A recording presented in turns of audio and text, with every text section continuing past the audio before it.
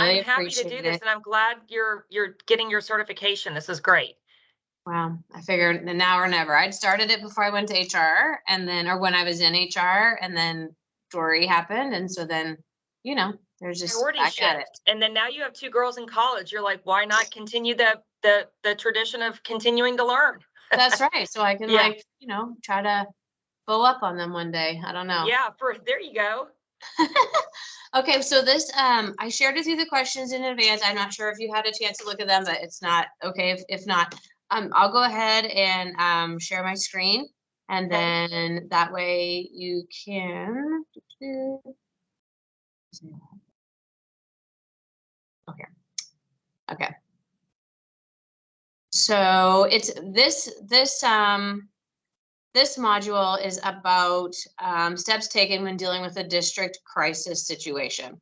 And so the goal is just to understand the action plan to remedy the situation, as well as the role that the superintendent would play. And so we basically come up with our questions and just kind of work through it. You can keep all confidentiality and all of that. It's more just to understand sort of, I have a basic understanding as a leader of a building, but I know there's probably a lot more involved when you're dealing with something that's happening district wide.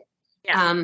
And so can you, first is just to kind of frame it, can you recall a situation that would be considered a district crisis situation?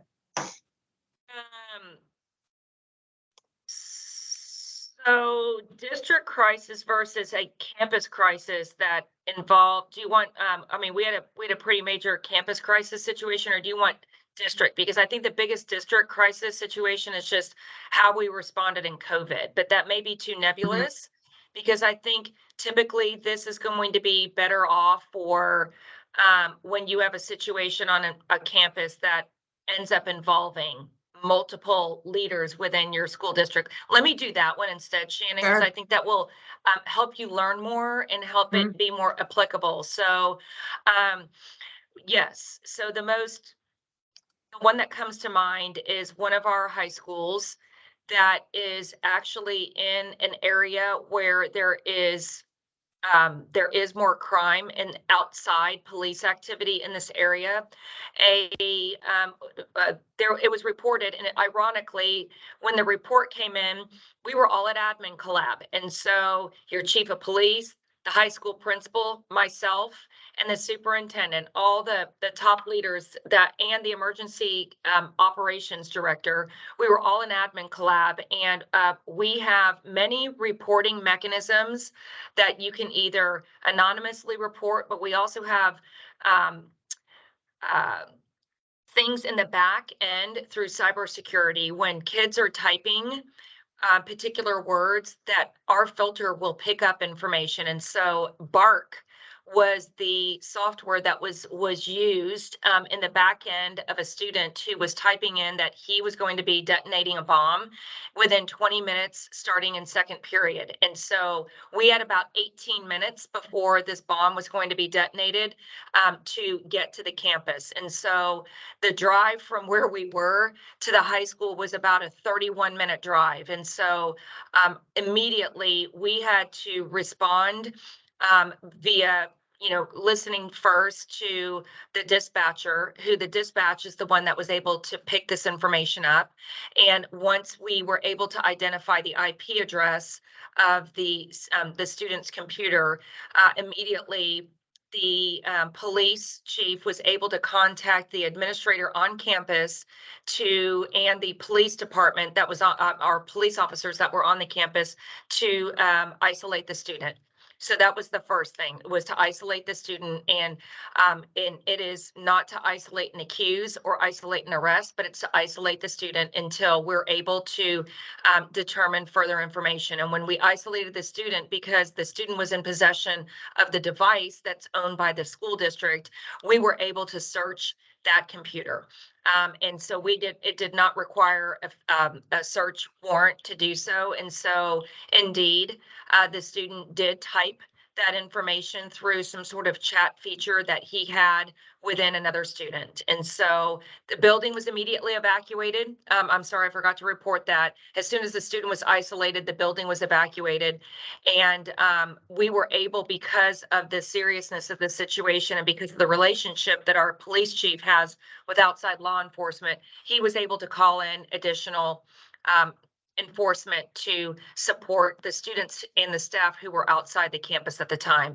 The moment you evacuate a building, the first thing you have to remember to do is you have to let your families know, because the moment a building evacuates and the moment that police are dispatched to a school, it is all over the police radios, and police radios are connected to media. And so media find things out in half a second, and they're able to find things out and get information out often much quicker than what we anticipate. And so in a scenario like this, the superintendent's the final call on everything, because when you've got the safety of 4,000 people in your care, we set up what's called a command center at the scene. And in the command center is the superintendent, the police chief, typically an administrator, usually the principal of the school if they're available, and then the emergency officer, emergency management coordinator, and then myself. And what we do then is we're listening to situations that are happening, and then we then determine next steps. And then that's made a recommendation to the superintendent, who makes the final call. First thing we did was we notified the families within, I think it was 9 minutes of us hearing this information. We are en route driving to the school. Our communications team was able to get update 1 out. And we have learned in a scenario like this, it's important to get the updates out in an email, and it's important to get an update out through social media. We don't use the district social media. We use Klein Forest social media. I'm sorry. If you can make sure that that name is not included in there. We use the high school's social media in this event. And so when you have a crisis situation, you have to communicate as often as you learn information, or within every 10 minutes, because this is a scary situation for families who have their kids not in their possession. So we did update 1, letting them know what was reported and what we have done to keep students safe, and that we had police and we had drug and bomb detecting dogs on scene, and we had multiple. And so everybody was left outside of the school during this investigation, because the investigation went on for several hours. We had to provide many updates along the way. So we would do update 2, and then update 3, and update 4. Even if we didn't have any updated information, we were providing them ongoing communication. And number 1, it was just to reassure them that their child was safe. And then finally, when it became about an hour long, in a situation like this, we then began to determine where would be our reunification location. And in this situation, the reunification location, the distance to get students to that reunification location was too far for us to take the students to. So we had the buses come to the students. So what we did is we loaded up buses with box lunches and bottled waters to bring to students and staff in case there was a need for us to have to stay out there longer. What we learned in that situation was the reunification location was our multi-purpose center, and to load students and staff on the buses, we could have done it, but it was a far distance for families to have to come back and pick up kids. And so one of our after action reviews after this situation was we created a new reunification location, which was one of the larger churches by that school, because in a situation like that, if we're taking all the kids via bus and we're taking them 25 miles from the school, it was going to be a challenge for kids to get back to their vehicle or for parents to get to them.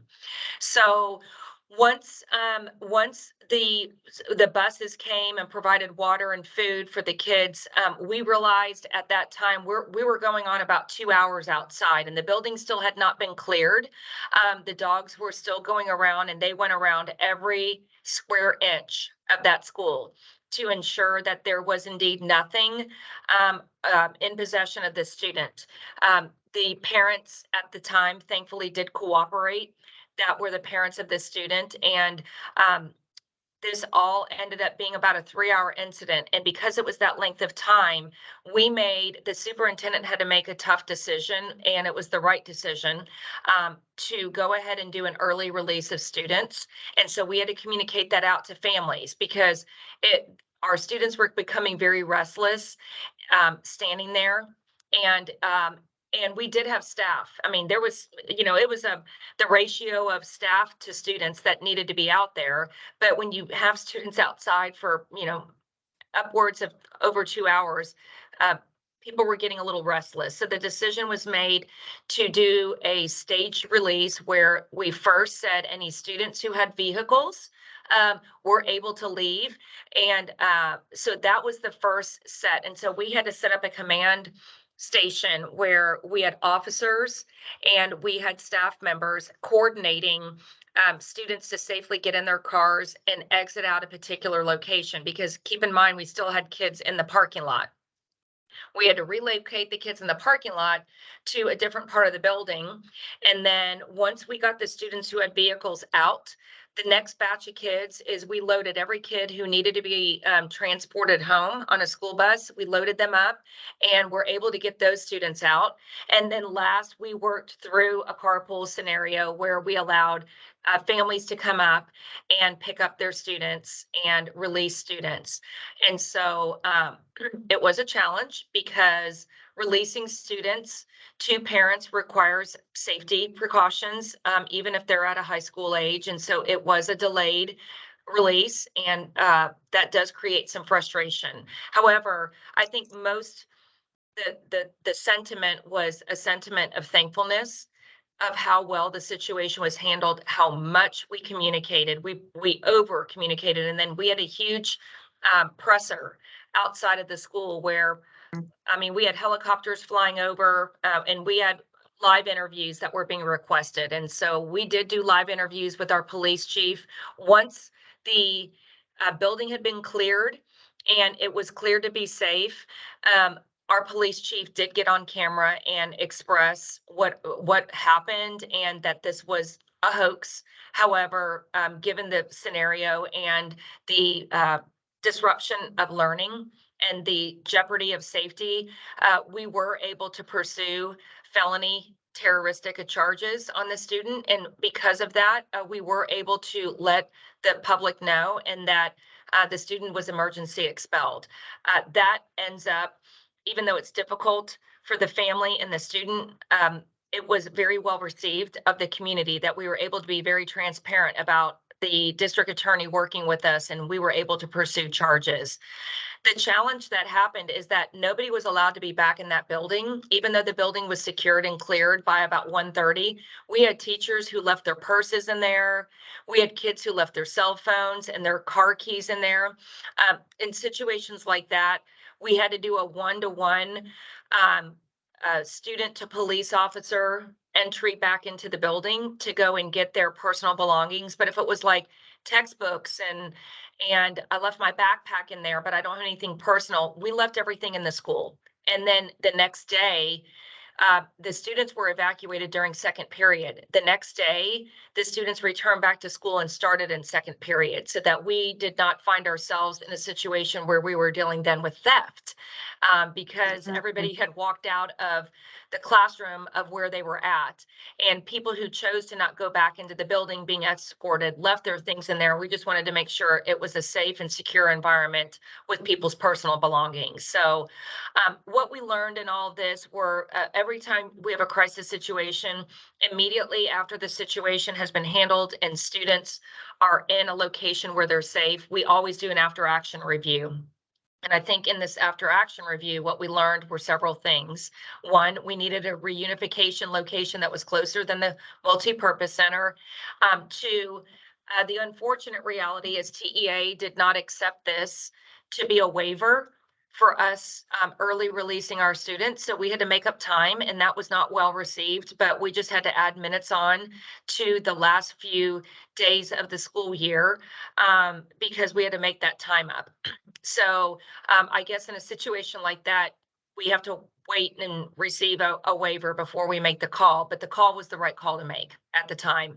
And then finally, I think the coordination of when you have 4,000 people in a parking lot, it is going to require more people to stage the release of kids. And it's very hard to stage the release of teenagers who have their minds all made up and they don't like to listen when they're outside of school. It's kind of like boundaries are out. We did have some students who got in a vehicle and chose to get out of their vehicle and go to locations like Popeyes down the street and other establishments. And that's just never a good situation for kids because they've lost the structure of their day and then they're released early. And so there were some things that we learned that we could do differently. But I think overall, with communicating, making decisions, and having the right members of the emergency management team, we felt like we did a really good job with that, especially given that we weren't even able to physically be there until 30 minutes into the scenario, but we were able to coordinate through phone calls and lots of training that people had. Responses of people immediately on the campus really was coordinated very quickly and very well. Awesome. I mean, I'm doing a lot of talking. If you needed to go back and listen to any no, of this this, is great. yeah. No, So ma'am. I mean, Okay. the other takeaways are, media tends to be, and I don't want this to be taken the wrong way, but media tends to be vultures in scenarios like this. And so, what we did is every update, and I think we had 12 updates go out. Every update that we had, we stationed one person from my team to be the point of contact for media because media wants to know everything right away. And our first priority is to make sure that the students, staff, and families knew what was going on. So everything we sent out to the students, staff, and families, we sent right to media. That way there weren't separate media statements from what we were sending out. And we've learned that that has been a very successful, transparent, and trustworthy way of communicating information out. That's awesome. So overall, Now, the other thing that we had the principal do is we had the principal make this a teachable moment and let the kids know. Here's the great thing. There are so many people and programs and things behind the scenes that are keeping you safe in our schools.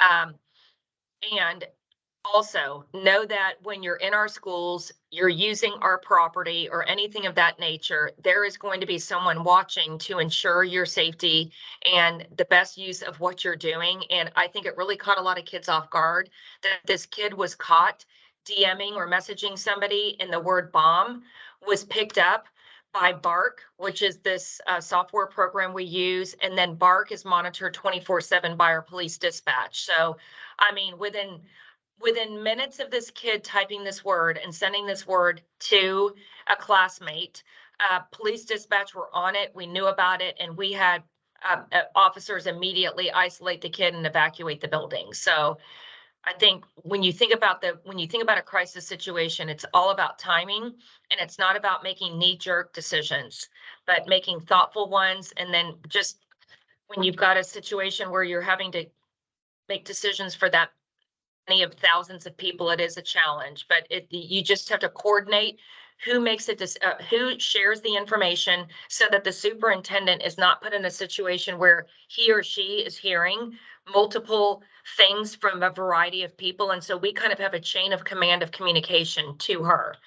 And so we receive information from the police department. And then when we receive information from the police department, usually myself is then able to give her that information so that she can then provide a final decision based upon what we're going to do.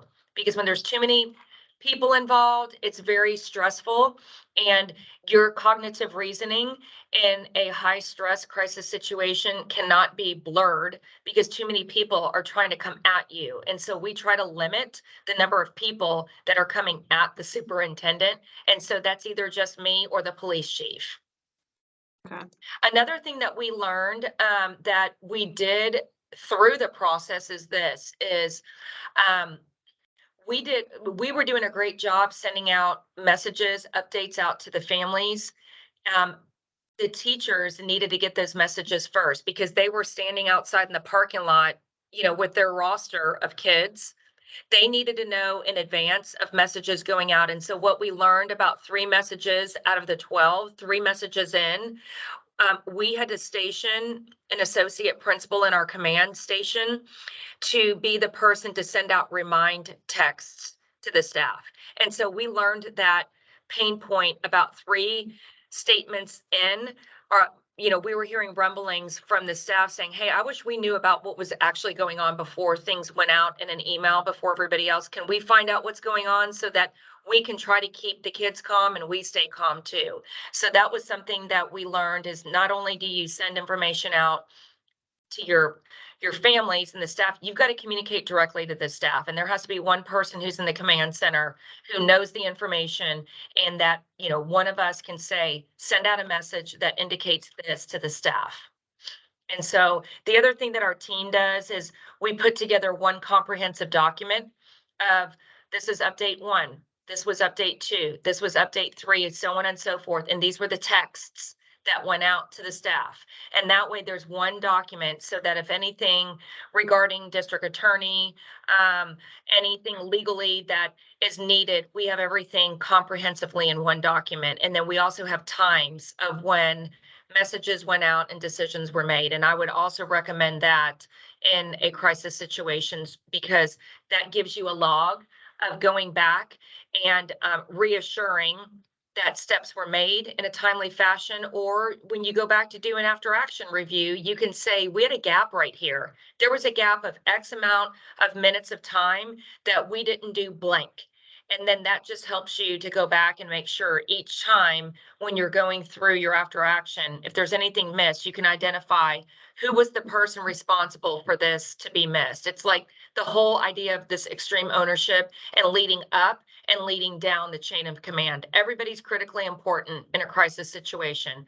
And everybody needs to know what their role is, and everybody needs to be communicated to so that they can take ownership of the situation. But then ultimately, the police chief and the superintendent have to be the final the final decision makers.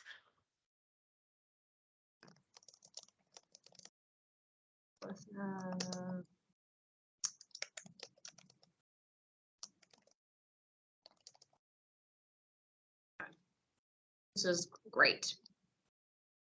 So basically we talked about, of course, what a crisis would be. We talked about the role the superintendent plays. Is there any specific role that the cabinet or the school board would play in any of this? Yeah, I failed to share that. So anytime a statement goes out, so first of all, the superintendent is the only person that communicates directly to the board.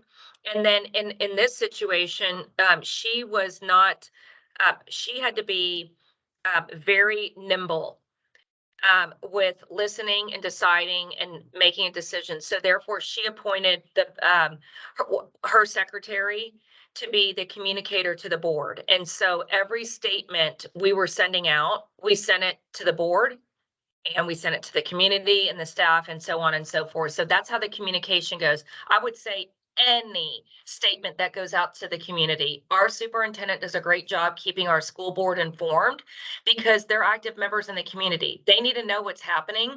And so typically the way the process works is, once we've identified what the situation is, if a statement's required, my department formulates the statement. We get it finalized. I send it to the superintendent for final review. Once she reviews it, I send it to her secretary. Her secretary then sends it out to the school board, so the school board's informed. And that way, not one person and not a few people are hearing it, but everybody hears and knows what statement went out. And that has been a really nice process. It is a lot, but it keeps the board informed, and there's no gray matter and no lack of transparency there. The cabinet is also alerted anytime a statement goes out. They're copied on all those statements that go out, even if it doesn't pertain to their scope of work. Because we're all in charge of the safety of students, it's important that the cabinet understands what happened at a particular campus in a particular situation so that they can then inform their teams of ways to help either rectify future problems or what can we do in support of something like a scenario that we just dealt with. Okay. So like in this, I would say this would be a level 10 crisis. For sure. There are probably different levels of crises, depending on what the campus is, what there's Yep. been lots that I've been Yeah. privy to hear about and know about. Yep. Yeah. Would you say that this same process in a form is pretty much used standard wise? It just increases based on the nature of the situation? Exactly. So what increases, you're absolutely right. The what increases is the amount of people involved. But still the same roles of people are involved. Your superintendent, your police chief, myself, typically Dr. Graney, our chief of schools, is involved. If it's not a level 10 crisis and it's maybe a level 3 or 4 or 5, often uh, people within like Dr. Graney's department would be involved. And then I would then have somebody else involved in my department. But we always, another way that we communicate is we have a group me, a daily campus safety and support group me. And in this group me are transportation, maintenance, police department, communications, and then the old campus safety and support, which is now student services. Everybody's in a group me. And if, let's say we have a bus accident, no injuries, that part, the director of transportation is letting us know. Like just a moment ago, there was a major accident, not involving school buses, but involving two vehicles that shut down a major intersection, a major thoroughfare in our school district, impacting 9 elementary schools for not being able to move on their bus. And that was a big deal. It wasn't a major crisis, but it's a big deal because you have 9 schools, probably close to 50 bus routes of buses of kids sitting and going nowhere. And so we had to, through the same line of communication, we were able to coordinate communication and then eventually notify our families of it. And so the pattern's always the same, the people may be different. Okay, I agree. So we talked about the system for sharing, with all necessary parties. On average, what would you say between learning of the situation and the first step of action? How fast, like what is that time frame historically? Are you like this specific example? I mean, just think like in 8 minutes, you already had something ready to go. Is it typically that fast? Yeah. The moment we know about it, we try to get all the facts first, then we communicate it out, because the last thing we need to do is scare people with part of a story that we know. And so, however, in a situation like this high school where there was a bomb threat, we had to let them know there was a bomb threat. We have taken precautionary measures to evacuate the building, bring in drug and bomb sniffing dogs, and multiple agencies are out. Students are far enough away from the building and are supervised by staff at this time until we learn more information. We had to send that out. Often we don't like to send out partial information. In a situation, let's just say a threat was made to our campus and it ended up being, after the investigation had concluded, let's say it was a non-credible threat. Well, we don't send that out until we know, after the investigation has completed, that it was a non-credible threat. On the contrary, we could have a terroristic threat, and we send that out again after the investigation's concluded. If the DA accepts charges, we let the family, we let the community know the DA accepted charges. We never list a kid's name, never give anybody the indication if it's a male or female or grade level. We just say a student, district attorney has accepted charges for a felony, therefore resulting in emergency expulsion. The student is in police custody and has been removed from our campus. We have been very forthcoming about that here lately, especially post Uvalde, because when you don't give enough details to parents, they are left angry and concerned and wondering. However, I think one of your questions was FERPA. I mean, you can never violate FERPA, even um, even in a situation like this. However, we can say a student, and then once we know if the DA accepts charges, whether they do or don't, we often have become very bold in our statements, letting parents know that we have discretionarily expelled this kid. It's been a mandatory expulsion. This student has been removed from the campus. We are able to, we try to share as much information without violating FERPA. And we always inform that parent of the child who's receiving these discipline consequences. We let them know, parent so-and-so, this is principal so-and-so. Based upon violation of the student code of conduct, my recommendation is the following, and this is going to be your child's discipline consequences. Once the principal's made that initial conversation, then we can get the statement out. We just don't give too many details, but if you don't give enough information of reassurance to parents, we lose credibility of safety. And we don't want to compromise that because we really pride ourselves on creating safe environments. But there are times where you don't need to get a statement out. And we follow TEC, the Texas Education Code and Penal Code, that require us to get a statement out. And then sometimes there could be a threat where a student brings a BB gun, let's say, to school. And it was shown to 22 kids in the classroom. Those are the only 22 kids that we knew about, and we know that that BB gun was not a threat to the safety of other students in the school. We often will have a principal, and I know you've had to do situations like this, where it's better to make phone calls and divide those phone calls out rather than putting a huge statement out. Because once you put a huge statement out, then everybody knows and speculates something that it's maybe not. And so we just try to discern what's required to have a statement and then what's better to have a phone call. And always, if it's required, we do.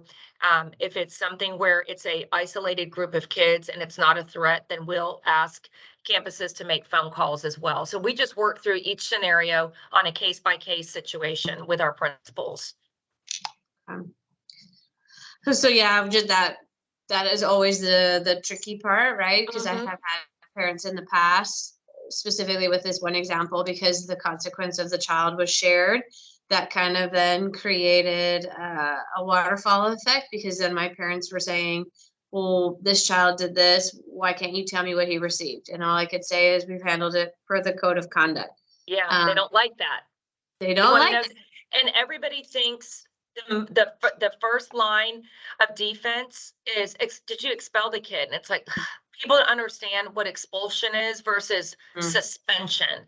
And we can't divulge that information because it is a violation of FERPA. However, it's not a violation of FERPA when the DA has accepted a felony charge. We can say accepted a felony charge and expel it, because not only are we saying that out loud, but we're taking a strong stance of safety in our school district, and we're not messing around, and we're letting other people know this is how strong we stand with situations like this. We're not messing around. And if even when like these internet threats came out, I don't know, a couple of years ago, it was a nightmare. From Thanksgiving to Christmas, one of our high schools, I think we had to send out like 10 notifications of non-credible threats, but because parents were contacting, and we had screenshots of what looked like an AR, and it said, I'm going to blow up the school with this AR at 9:37. Well, we've learned, we involve the FBI on situations like that. And then there are apps that are like, it's like Snapchat, where you take a picture and the picture goes away. Well, we're able to involve the FBI in scenarios like that. When kids report things to us or we see things, the FBI does have access to get into things that magically disappear in the black hole of the cyber world. And so we've involved the FBI on quite a few things to further investigate to ensure it is a non-credible threat. And that has been a great partnership that we're very thankful for. And we let families know. We've involved the FBI on this to further our notification that your child is safe and this is non-credible. But when kids make these threats, we still have the right to pursue charges, and the DA accepts those charges. So we hate to do that for kids, but when kids mess with the safety of other people, we take it very serious, and we come down very hard when it comes to the safety of other people. Great. Okay, so 2 more. So when we work with the media side of things, we went back to 14. What role does the superintendent play in dealing with the media? Like, does there ever statements made on their behalf, or does that ever happen? If it's good news, we do everything we can to put our superintendent on media. If it has to do with a crisis situation, that's my job. Also, if the police chief is involved and able to be there, we prefer the police chief to be present on any live interview. We really don't like to do live interviews.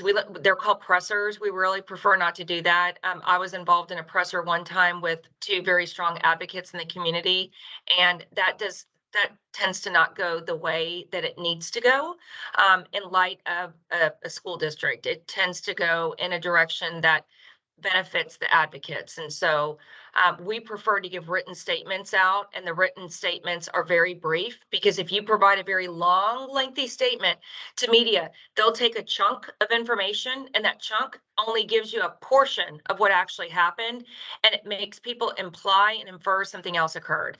And so we like to give short, punchy statements to the media. And typically what we give to the media, we also have informed our families of the same thing, so that families don't hear about it on the news and not hear from us first.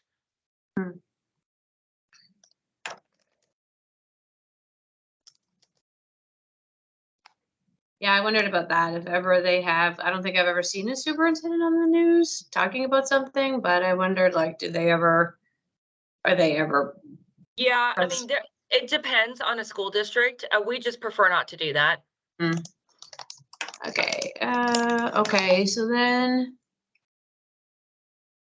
then finally, we've talked about this, but what steps are taken to share the resolution of the situation with the community? Is that always shared? Is it, if we've deemed it to be a crisis, do you feel like we work to wrap it up and say that this is how it ended, or do we assume that they know it all ended well? Yeah, no, we'll give up. This is our final update. This is the conclusion of the investigation, because we've got to provide reassurance that it's safe for students to be either returned back to school, or it's safe for students to be in school. And I mean, that is our number one job, is ensure that whatever we've done to investigate, we have fully investigated, and we have 100% confidence that what we've investigated, it is clear for staff and students to be in school, back in school, however you want to say it. And so, yes, we do have some sort of resolution in that, so that if parents are still concerned, what we do is we either ask them to reach out 24/7 to the police dispatch, or we often allow parents, and they do this quite often, they email us. We have a 24/7 feedback email where people will drop information. We really try to limit the amount of information that has to go directly to the campus. And I think that's something that we try to do, is we want the principal to focus on their people and not the problems and all the pressure. But sometimes people do want to hear just directly from the principal. And even though we've tried to rectify that, they want to hear from the person that's there with their kid every day, and not, kind of the nebulous district, if you will. Yeah, I think that it's important, because even though we send it out, the principals still receive probably the majority of the questions, the feedback, the emails. And so just in those scenarios, personally, we've just reiterated what's already been shared with the community. Something else that's good to do is give your statements, any type of statement that goes out, to your community, to give it to your front office desk, because, they're not trained. They're not trained in the pedagogy of kids. They're not trained in crisis situations. They're sometimes your front line of communication. And so it's really good to make sure that your front office also has access to that statement so that they can just read that. If a parent calls and says, "What the heck just happened at such and such intermediate school?" And they can say, "We've provided this statement. This is the information I have." And that way they're not put in a difficult situation trying to diffuse an angry and confused parent on the phone. Okay, we have to go 45 minutes. We've got 3 minutes, ma'am. Okay. Do you have anything else to share? Anything else that I would mean, be? I would just say, in a district our size, we Mhm, don't we don't want the campuses to put out their own statements. mhm, Our department, what we do with statements is, the sad reality is sometimes the same things happen on multiple campuses. What we do is we get statements created, and they get approved by the legal counsel. They get mhm, approved by the superintendent, and then we're able to then use that as a template and then insert school specific mhm, information without going into detail. So I would say that's not like that in all school districts. I mhm, think that has been very helpful to standardize communication going out by our department, because it allows us to inform all the right people. And then it allows us to, if needed, to receive feedback to understand how to respond and assist. Um, the only thing we would tell our campuses to push out is if they had like a remind text to say, "Hey, there's a backup in the neighborhood, involving one lane of traffic only. Just be mindful of traffic that could be caused at dismissal." Yeah, absolutely. mhm. That's not a crisis. That's just informing your families of like what's up. Kind of, Okay. if you think about it like that. But if it's something major that you've had to make a phone call and you've had to investigate and deal with, we don't want principals to have to put those statements out. And so it has worked nicely where that coordination of communication has come through, of campuses reach out to, the safety and support team, who then informs us, or sometimes the principals inform us. But there's just a good coordination of how we work through those things together. And like I said, so that principals have time to focus on their people and not Mhm. on processes and writing statements and trying to get the right words. That also prevents the principal from sending something out that could legally come back and put a principal in a situation that is harmful. And so our superintendent has done a great job by just saying, let's streamline all types of crisis communication from crisis level 1 to 10. We handle it. We get the principal to approve it. We push it out. And then whatever we push out, the staff and the families receive the same information. Okay, this is my last one because I've been a Okay. client a long time. This is year 24. I don't feel like the way we operate now is the way we operated, like, let's say, whatever, 6 years ago. So, like, Yeah. it just feels different. And so, how long did it take when you came in and like did all the things? Like, that's a process. Yeah. And so, We learned the process honestly through COVID, mhm, because nobody knew what to do. Nobody knew what to say. No one knew what decisions to get because everything was all in a quandary. And, like, guidance kept on changing and all the things kept on changing. And so what we realize is that we have a lot of people depending on us, and we've got to make decisions, and we've got to stand behind our decisions, and we've got to communicate those and how we're going to support these decisions that we've made. And so I think through COVID, we learned streamlining communication was critically important because, you know, everything was coming at people and no one knew the right answers. And so we realized we have to first determine what all the things are that are coming in, and whatever those issues are that are coming in, we've got to equip our principals and our department leaders to, again, it's like, focus on your people and let us help you communicate. And I think crisis situations, something as severe as COVID, and something as scary and severe as a bomb threat, and something as minor as a BB gun was brought on campus, the best thing to do is if your communication is not clear, concise, and timely, you're going to lose trust in people. And trust is hard to regain. And especially in a very divisive world that we're in now, um, trust is everything. And so trust is built on you have communicated the truth to me, you have been timely in communicating your information, and you've been helpful. Sometimes we give information that people don't like, but we have to be objective and give them the facts. And so I think it's taken us through COVID to realize this, and then post COVID the mental health crisis has further exasperated crisis situations.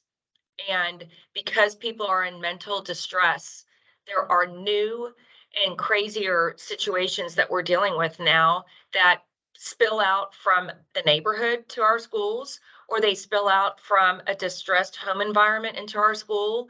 And it's generally not behaviors that are exhibited in school, it's things that are happening outside. But in order to take control a situation and to keep trust at the center of everything we do and to make sure people feel safe, you just have to streamline communication. And I think that's something we learn to do.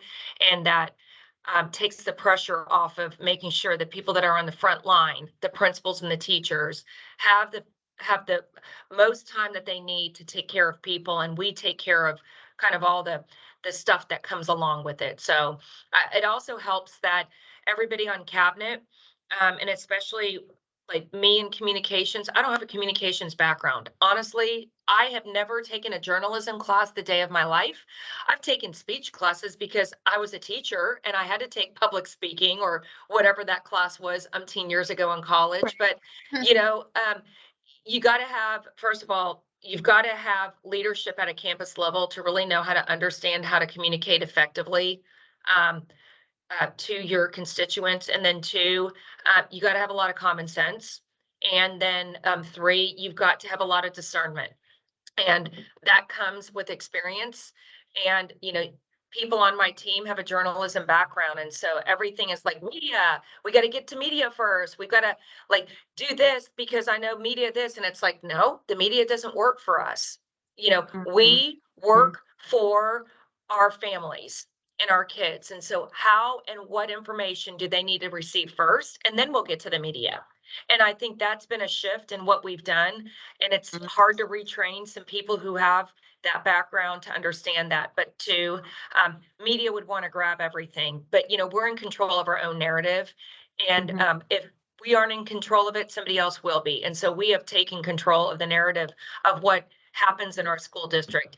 The worst thing, and I almost don't want to say this out loud, but there is a Facebook group called Police Happenings, and there is a human being who sits behind a police scanner, and everything that comes across a police scanner, that human being drops it on Police Happenings. So we've had to have conversations with that individual to say, hey, if you hear things on a police scanner, I can guarantee you a statement's going to come out from Klein ISD Mhm. if it's involving one of our schools. But don't speculate. Don't don't put false information out there. And we've even sent that individual our statements before when that individual Wow. chooses to create drama on Facebook. And then there's other Facebook groups where people like to speculate, and we just try to get on top of those things. So I think we've learned the hard way, Shannon, and now we know where our pain points are, and we just try to stay on top of those pain points and involve Mhm. people along the way so that they don't create their own narrative of what's happening in our schools or in school district. All right. I am so thankful for you. Bless you. Bless you. You are so welcome. And so anything else you need on or off